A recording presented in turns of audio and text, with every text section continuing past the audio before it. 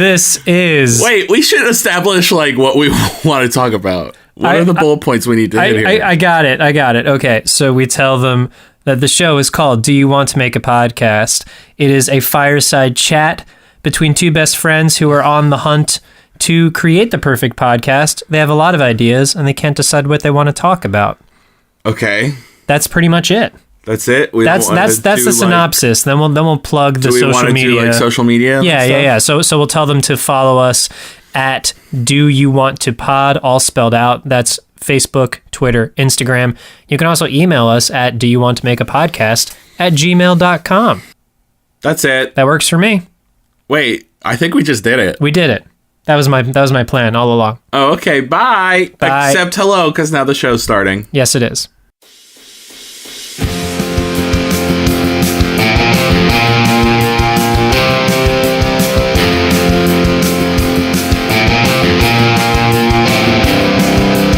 So, Jim, I don't know if you realized... Is it on? It's on. Oh, okay. Go on. Last week, we did an episode without asking if any of us wanted to make a podcast. But it is worth pointing out, I did say, do you want to make a podcast? Because... You did? Yes, because... Yes, you listed the title of the show. Because it was the Do You Want to Make a Podcast Thanksgiving special. Right. Okay, so really, the question therefore becomes, do you want to make a podcast Thanksgiving special? And the answer, obviously... Was an implied yes. It was an implied yes. Okay, good, because I was going to say that, that threw off the whole axis of the Earth, and that the universe is probably going to go into chaos, but now that you mentioned it, everything's fine. I mean, I don't want to rain on your parade. No, that's okay. That was a whole prepared saga that could have been, into like an operatic and this whole grandiose thing, but it's fine. It's funny because we have mentioned several times what would happen if we didn't ask the question. And we could tempt fate today and not ask the question. And then okay. I'm terrified at that idea. Well, don't be scared. I'm here with you. Aw. Take my hand. Here we are, holding hands. Oh, you don't just make it audio. I actually hold my hand. That was nice. That was nice. No, I'm terrified, so I'm going to ask you, hey, Jim Bloss. Hello, Joseph. I should say your full name because there might be people at home who are like, who are these idiots? Yeah, you should say my name, date of birth, social security number, blood type. Say my name, say my name. Say my name, say my name, say my name. That's good. We could do that every week if we wanted to. Yeah. But do you want to make a podcast? I mean, we're here, so I guess we might as well. Yeah. Okay. Yeah. We don't ever see each other unless we're doing this. I mean, at this point, that's almost true. It's sad, isn't it? Yeah. Work has come, it's just about work nowadays. Work. Our relationship is... It's not about the love we have for each other, it's just about work. That's a real bit of adult life for you kids. Hang on, let me turn on the fireplace over here. Just, it's a little chilly. Burr. Ooh, yeah, that feels better. Jim's got a little bongo. Got a little bongo drum here. I'm gonna lay down some sick beats. All right, and go.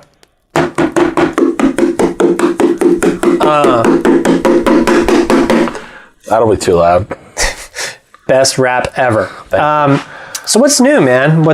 How you feeling? Anything on your mind? I believe what I said before was that I'm living life and loving it.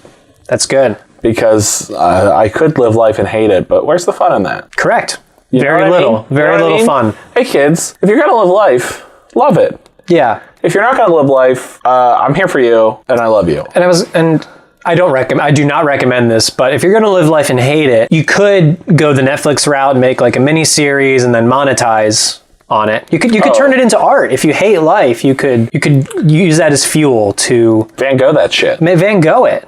Don't go it. Don't Van Gogh your ear. Yeah, don't cut off your ear. But I mean, take your pain and make it art. And make it art, or just, what is it on? It's about anger is a sign that there's something we want to change in our life. Now, so you can use that as find a way to take that and bring about some much needed change.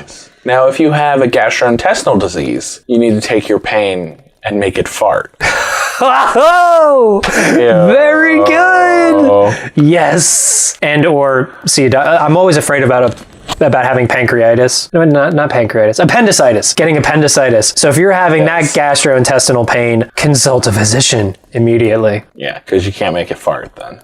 No. I mean, you could make it fart, but it's not gonna solve all your problems. Now, if you could, if you're at a bar, you could take your pain and make it dart. You could start playing a game of darts. Yes, okay. Yeah. And you could just find everyone in the bar and be like, I am so pissed off. Who's going to play darts with me? And everyone's going to be like, oh, geez, I'm scared, but also kind of intrigued at this person who's like just going bullseye after bullseye after bullseye. If you're on the Great British Baking Show, you could take your pain and make it tart. Very good. That's a good bake right there. You could take your pain and study up for the bar exam and midterms or finals. If you're still in school, you could take your pain and make it smart. Very good. Yeah. If you are if you work for a large corporation and you work in retail, you are taking your pain and making it Walmart. Oh, very good. You could, while you're in Walmart, you could take your pain and make it cart. You could.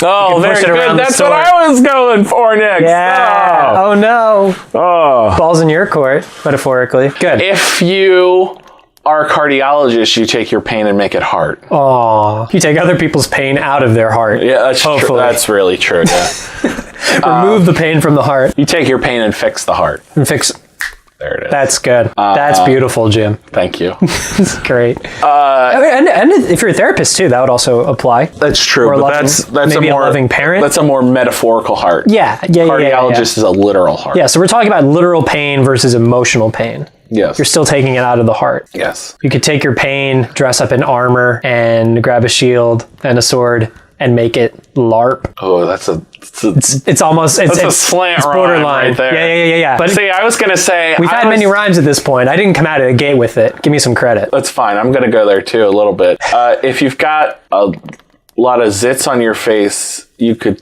take your pain and make it wart.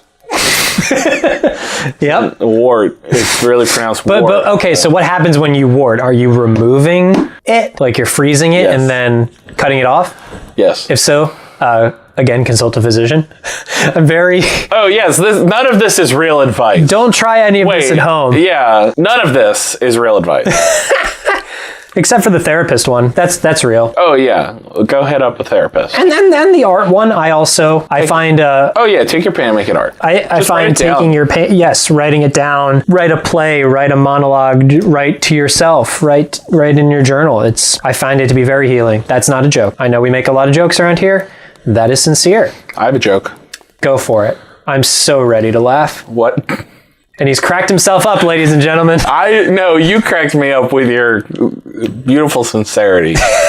What did 0 say to 8? Something about 8, 9? Is that the punchline? No. I don't know. Said nice belt.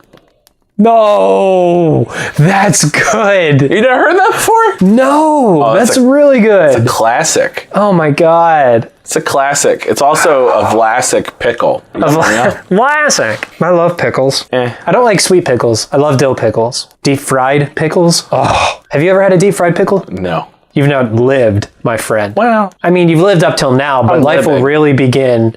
You've been existing, but you're going to start living once you've had a deep fried pickle. Oh, so good. Let's talk about musicals for a second. Okay. Because it's been a while. Because we do that a lot. I recently, for some reason, a song from, I just want to share, a song from Les Miserables. One of our favorites. Popped into my head, and so I listened to it, and I was like, oh, shit, I forgot how good Les Miserables is. Yeah. I think because the movie came out, and like... It was terrible.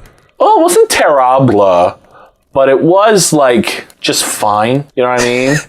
Like it wasn't like, ah! Okay. So biased, wanting to be Javert. Russell Crowe trying to sing terrible. Russell Crowe was terrible. Yeah. Terrible. Yeah. In that role. No offense to his other body of work. Yeah, as a gladiator. Yeah. He's great. He's not a bad performer, but like, you know, I'm not about to try to be the best dancer on the stage. Yeah. Russell Crowe trying to sing. Yeah. Valiant effort. The movie as a whole, though, was like good. It wasn't like bad. It just wasn't like... It was like about what I expected. I think it's such a good stage production. Yes. and movies are made up of much different stuff. That's the most inarticulate sentence ever. I think what you're trying to say is like Les Miserables is really almost like as grandiose as you can get on the stage. Yes. And I think that there's a certain to try and take that level of grandiosement, I don't know the word that I want. But you know what I'm trying to say. Gravitas. Yeah, yes. To try and take that level of gravitas and bring it to... Gravitas and Miserable.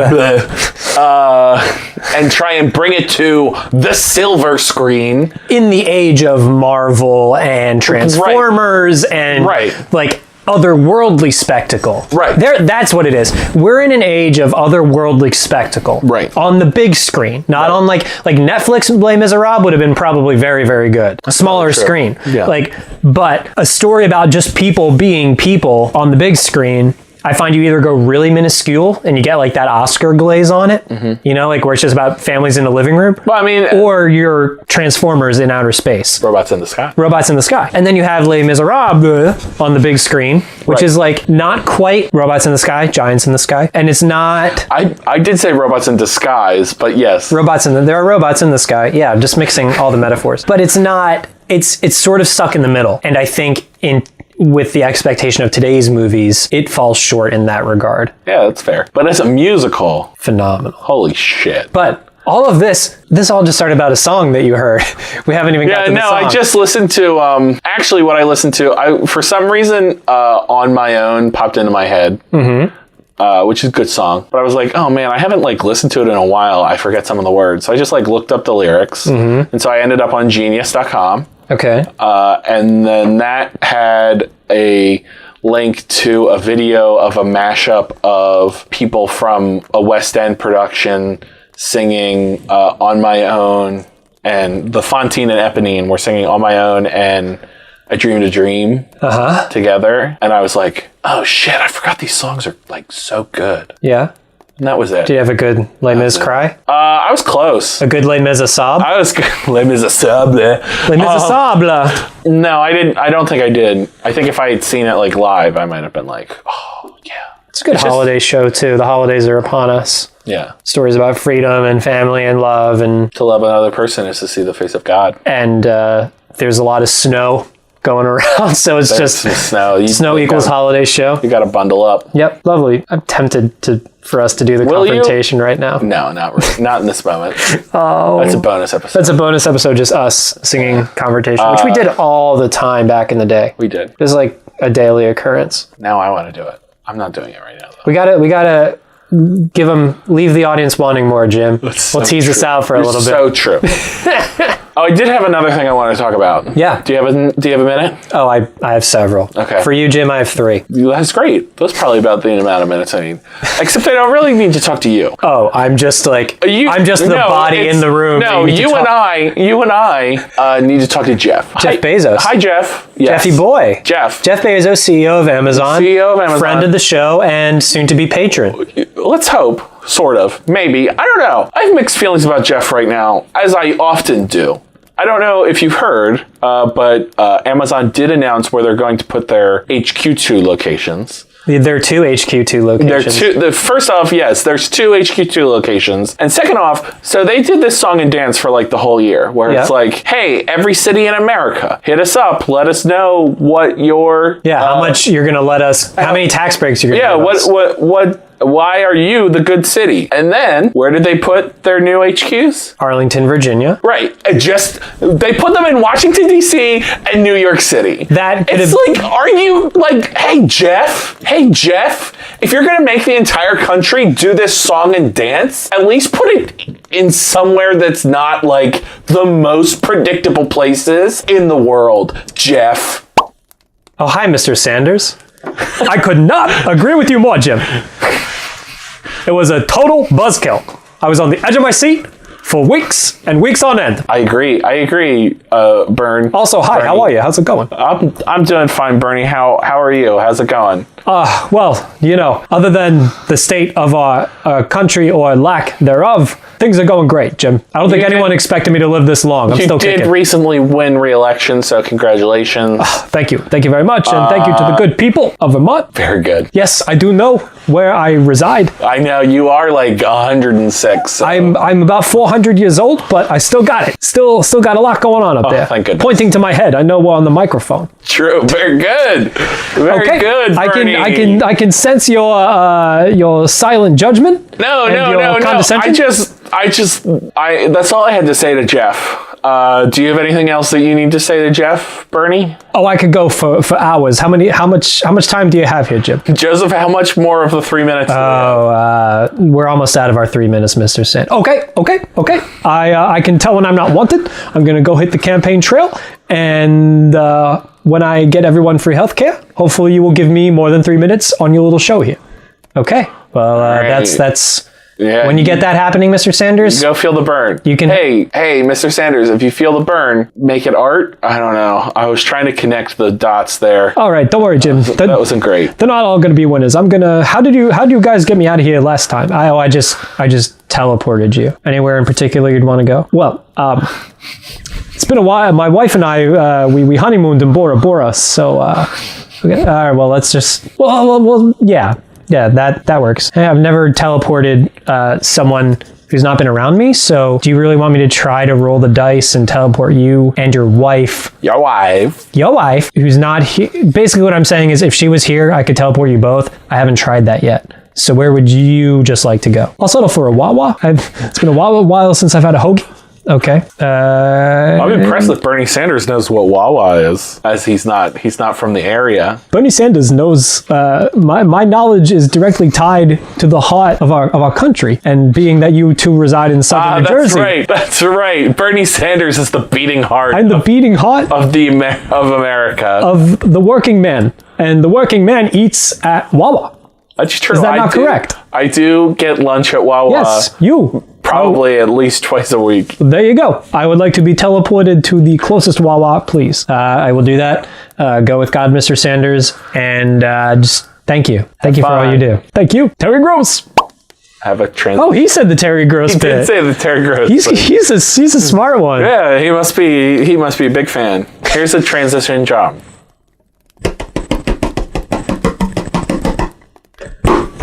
I feel like that's the speaking drum. Like if you're holding it, you're allowed to talk. That's all I had to say about Jeff. Yeah. I just really wanted to hit up Jeff there real quick. I think that was. I don't know if. I think probably a lot was spoiled and leaked. Like for a while there, it was like we're coming to Philly. Amazon is going to Philadelphia, and then people found out about it, and I could just see the company being like, "Well, shit, they found out." To Philadelphia. Well, I'm glad they didn't because I, frankly. I don't want it to become... Oh, you as someone who commutes into Philadelphia, yes. Yeah, I don't want that to become that would have been a thing. Rough. I'd have to find another smaller city to live in. And just keep bouncing around from town to town, trying to escape all the... What's next? Des Moines, Iowa? Boise, Idaho is a lovely spot, actually. Have you ever been? No.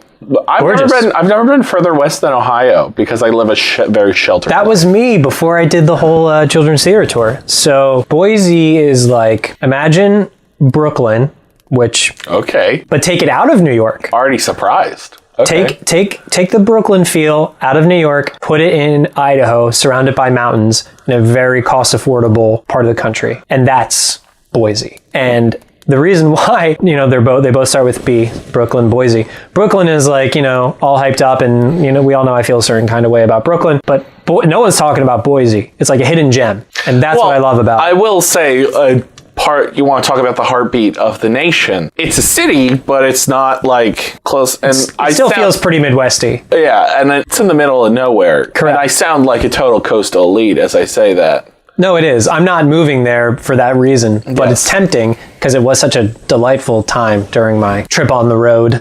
On the road again? Great time. I can't wait. It is a very red state, though. And that's most a deterrent. Most of the states there are pretty red. If we don't watch ourselves, we're going to bring Bernie right back. They're the heartbeat of the nation because the red is a heart. Oh no! If we don't keep it up, Bernie's going to come back and he's going to have a lot to say. He's going to have a lot to say, and I think we'll lose all our listeners. Transition.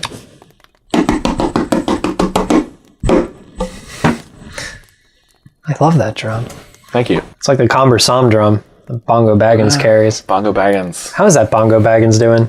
I don't know. That's kind of up to you. But it's also up to me to schedule a session to play with our friends. That's also very true. I'm going to text them today. Great. And then hopefully by the time this episode comes out, we'll have played again. I don't think we've talked about an idea for a podcast yet today, Jim. No, I just had a lot to say about Jeff Bezos, Les Mis. And this teeny tiny drum that we have. Oh, and there's a picture of a giraffe on it? That's adorable. Yes. This is from the Philadelphia Zoo. Let's do a podcast about zoos in America or zoos in the world. We did. World zoos. So we talked about, when I wanted to pull off the heist of the century, a zoo with no animals. Yes. But I've made a lot of progress because I have neglected to purchase any animals. There you go. So we've done it. That idea is swimming along.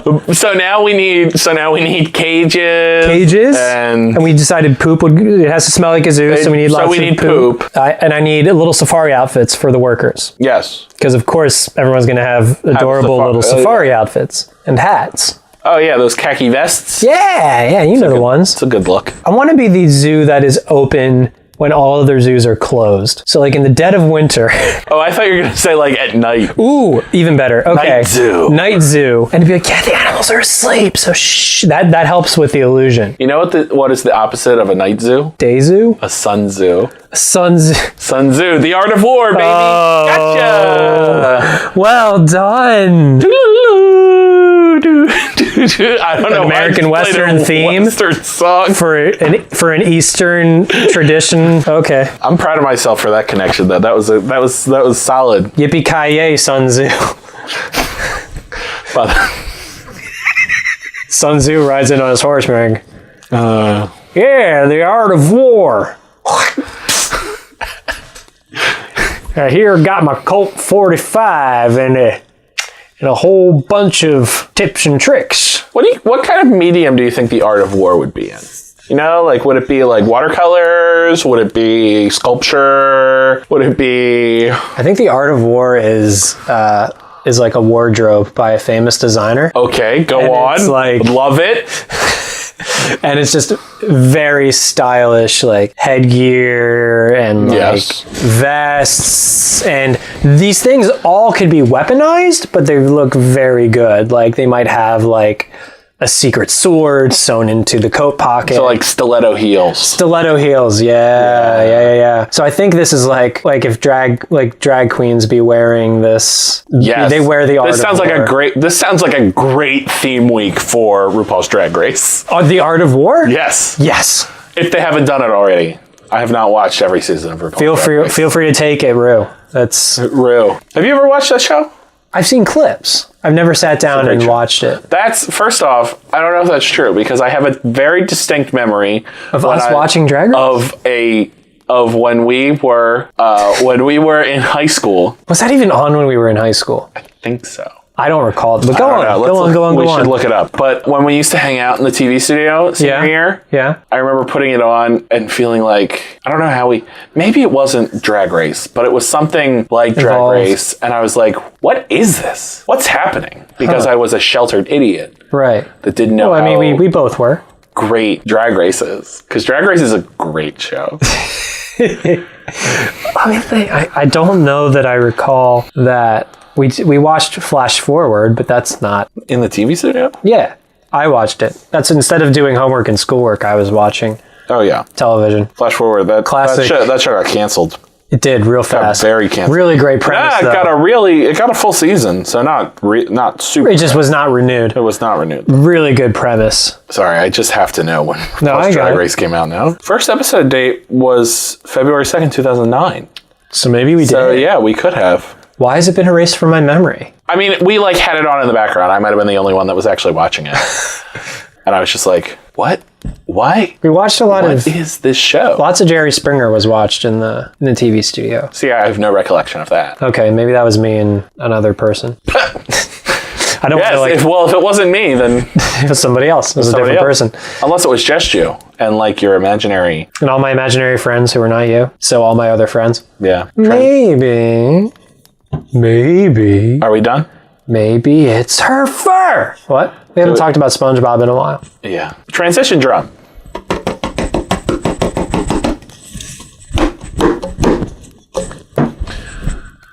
Do you have any ideas? I just love how tiny that drum is. It is so much. It's the perfect size.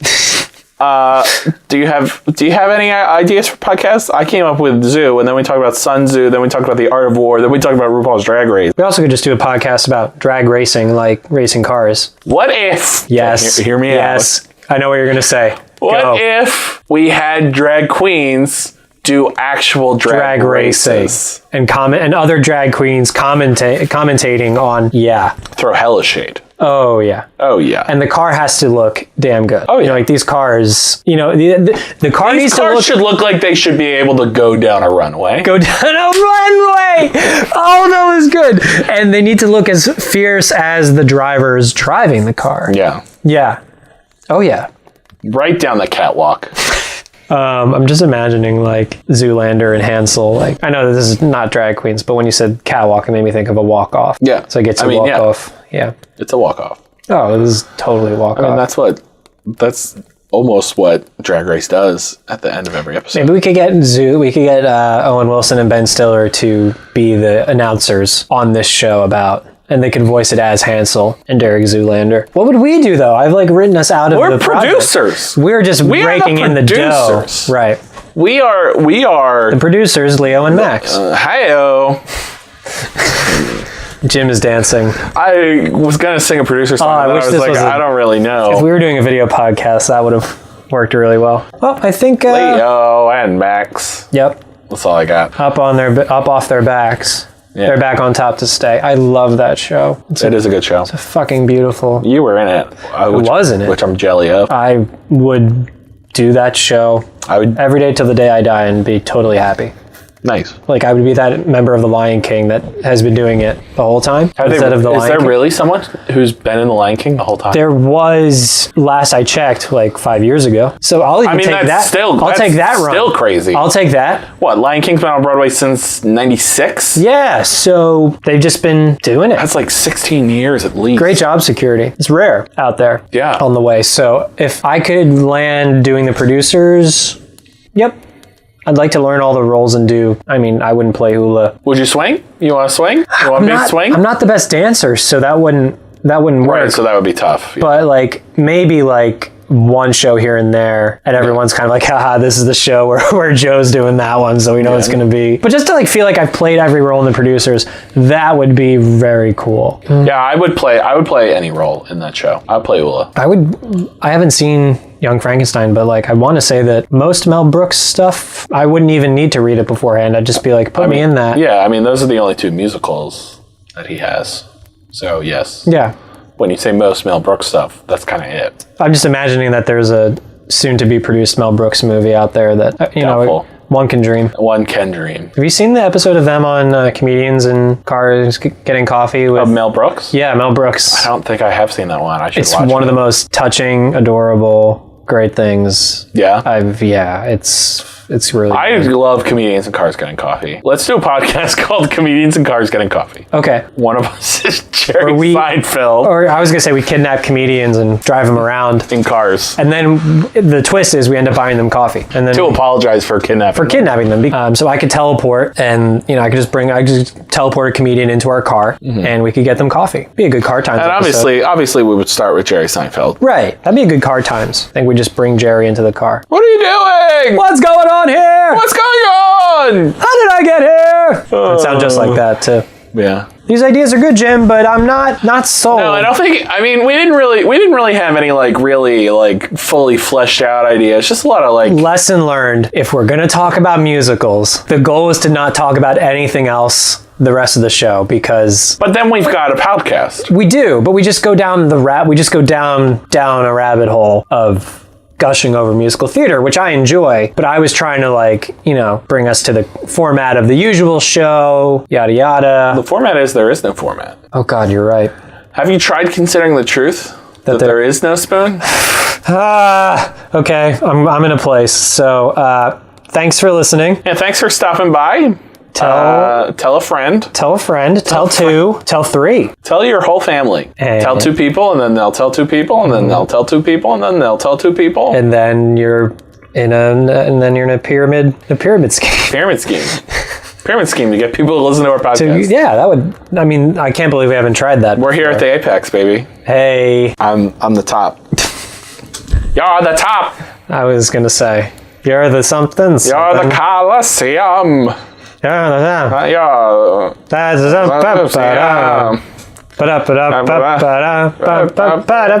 the nimble tread of the feet of Fred Astaire. Oh, okay. Baby. You're a Shakespeare sonnet. You know far more of this song than I do. You're teddy bears. I think that's one. If I'm the bottom, you're the top. That's. I know at one point they say that you're Ovaltine. Ovaltines? Ovaltine. I know, but like that's the description that's supposed to flatter someone is an Ovaltine was all the rage when You're the Top was first written in the 1940s, probably. I'm sure, but folk, like, what good does it do me to be compared to an Ovaltine? What does that say about the person? Like, it says that they're a delicious beverage. Okay. Good enough for me. I'll take that on a Tuesday. Bye, Mom. Bye, Mom. We love you. You're a delicious beverage. Yikes. Bye.